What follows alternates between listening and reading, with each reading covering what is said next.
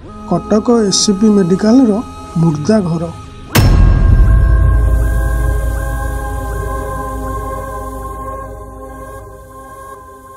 बंधु माने आजिर कहानीटी आरंभ करने पूर्वर जो माने आम चैनल को सब्सक्राइब करना जल्दी जल्दी जाई सब्सक्राइब कर दियंतु कहीं मु जेबे वीडियो अपलोड करी सर्वप्रथम आपण माने देखि परिबे। चलंतु आजिर कहानीटी आरंभ करिबा। कटक एससीपी मेडिकल मुर्दा घर बहु पुराना भावे सभी को परिचित। आज को 5 वर्ष पूर्वे टाउन हॉस्पिटल ठारू मात्र 3 किलोमीटर दूर रे मुर्दा घरटी तैयारी होइथिला। मुर्दा घर होइथिबारु आखपाखे सेते जनबसंत नथिला। करीम चाचा रिटायर्ड पर मोर सेठी पोस्टिंग होइथिला। नुआ नुआ चाकरी पाइथिबारु मु बहुत खुशी थिली। राति 2 रे अधिक पैसा मिलुथिबारु मु राति रे 2 करबा स्टार्ट कर देइथिली। मुर्दा घरे चाकरी करिबाटा मते मुश्किल नथिला काहेकि ना सेठी सब गुड़िक जगिबा ओ नुआ सब आसिले ताकू एंट्री करिबा बास एतिके काम करिबा को पड़ुथिला। सबुदिन भली मु सेदिन भी 2टी करिबा पई घरू जल्दी बाहरी पड़िली। किंतु सेदिन पाग बहुत खराब थिला। आउ वर्षा संग को बहुत जोर से बिजुली मारुथाए। तेणु मुर्दा घर पहुँचु पहुँचु टिके लेट हो जाइथिला। समय सेतेबेलू होता है राति 11:30। मुर्दा घर सामने थिला गोटे लंबा बेंच आउ ता पाखरे थाए टेबुल टीए। सेही टेबुल रे थिला मोर बसिबा स्थान।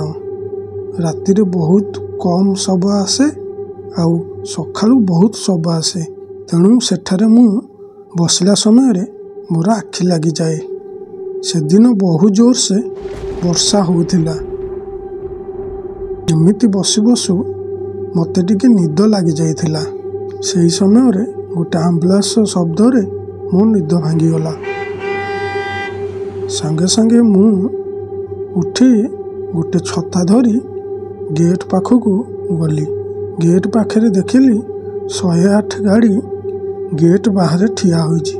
मु भाबिली नुआ सब आसीछि बोधे। मु संगे संगे जाई गेट खोलिली। सेतेबेले पंडा बाबू थांती एम्बुलेंस टीर ड्राइवर। मु पंडा बाबू को कौन है बोली पचारिबारु पंडा बाबू कहले यही पाख गाँव रे बहु जोर से बिजुली मारी गोटे परिवार समस्ते मरी जाइछंती। पोस्टमार्टम हो सारी। तुम्हें आज राति रे सबटी को एंट्री कर दियो। काली से मन को परिवार आसी सब गुड़िक नहीं जिबे। मुझे सब गुड़िक सब एंट्री कली। पंडा बाबू 5 जन का सब सेठारे रखिदे चलीगले। मो चाकरी काल भितर गोटे कि 2टा सब आसे हेले आज एकाथर के 5टी सब आसीची। पुणी से गोटे परिवार ये सब देखी कहीं केजाणी मते केमिति लगुथिला। बिजुली मारी सब को मु प्रथम थर देखिली। आ सेमानक देह पूरा बिजुली मारी जली जाइथिला। से सब गुड़िक देखी मते टिके डर लगुथाए। तापरे मु से 5टी सब को नहीं मुर्दा घरे रखिदेली। एमिति किछि समय पर मु मो चेयर रे बसिबा समय रे मते निद लगी जाइथिला।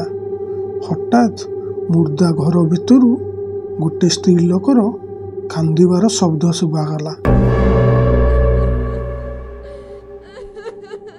से शब्द शुणी मो निद भांगीगला। आउ मु भाबिली अरे एते राति रे से मुर्दा घर भितरु कहार कांदिबार शब्द शुभा जाउछि। तापरे मु मोहनबती धरी ସେ ମୁର୍ଦା ଘର ଆଡ଼କୁ ଡରି ଡରି ଆଗକୁ ବଢ଼ିଲି। ଆଉ ସେଇ ଘର ଭିତରୁ ପୁଣି କାନ୍ଦିବାର ଶବ୍ଦ ଶୁଭାଯାଉଥିଲା। ମୁର୍ଦା ଘରେ ପହଞ୍ଚି ମୁଁ ଯାହା ଦେଖିଲି ମୋ ଆଖିକୁ ବିଶ୍ୱାସ ହେଲା ନାହିଁ।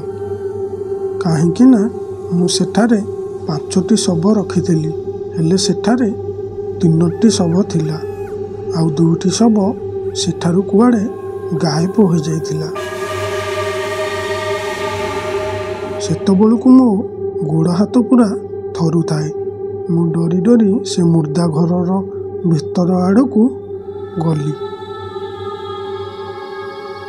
ତାପରେ ମୁଁ ଦେଖିଲି ଗୋଟେ ସ୍ତ୍ରୀ ଲୋକ ତା କୋଳରେ ଗୋଟେ ଛୁଆକୁ ଧରି ସେଇ ଘର କୋଣରେ ବସି କାନ୍ଦୁଛି। ସେହି ସମୟରେ ସେ ସ୍ତ୍ରୀ ଲୋକଟି ମୋତେ ଦେଖିଦେଲା। ସେ ଯେମିତି ମୋତେ ଦେଖିଛି, ମୋ ହାତରେ ଧରିଥିବା ମହଣବତୀ ହଠାତ୍ ଲିଭିଗଲା ଆଉ ଚାରିଆଡ଼େ ପୁରା ଅନ୍ଧାର ଥିଲା। ମୁଁ ଯେତେ ଚେଷ୍ଟା କଲି ସେ ଘର ଭିତରୁ ବାହାରିବା ପାଇଁ ମୁଁ କବାଟ ପାଇଲି ନାହିଁ।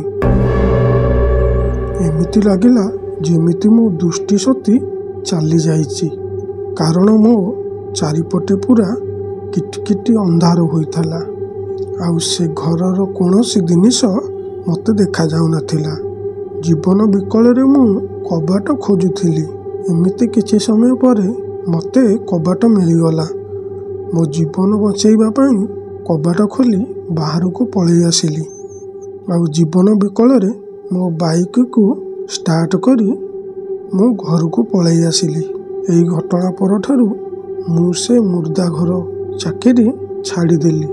ସାଙ୍ଗମାନେ ଆଜି ବି ସେଇ ହସ୍ପିଟାଲରୁ ମୋତେ ବହୁତ ଥର ଫୋନ୍ ଆସିଛି, ହେଲେ ମୁଁ ସେଠାରେ ଚାକିରି କରିବା ପାଇଁ ମୋର ସାହସ ହେଉନଥିଲା। ଆଉ ସେ ଘଟଣା ଏବେ ମୋର ମନେ ପଡ଼ିଯାଉଥିଲା, ମୋ ହାତ ଗୋଡ଼ ପୁରା ଥରି ଯାଉଥିଲା। ଏମିତି ଥିଲା ମୋର ମୁର୍ଦା ଘରରେ ଚାକିରି କରିବାର ଘଟଣା। ଆପଣମାନଙ୍କୁ ଯଦି ଏହି କାହାଣୀଟି ଭଲ ଲାଗିଛି ତାହେଲେ ଆମ ଚ୍ୟାନେଲକୁ ସବସ୍କ୍ରାଇବ୍ କରି ଲାଇକ୍ କରିଦିଅନ୍ତୁ। ଆଉ ଏମିତିକା ସତ ଭୂତ ଘଟଣା ଦେଖିବା ପାଇଁ ଆମ ଚ୍ୟାନେଲରେ ଯୋଡ଼ି ହୋଇ ରୁହନ୍ତୁ। ଜୟ ଜଗନ୍ନାଥ।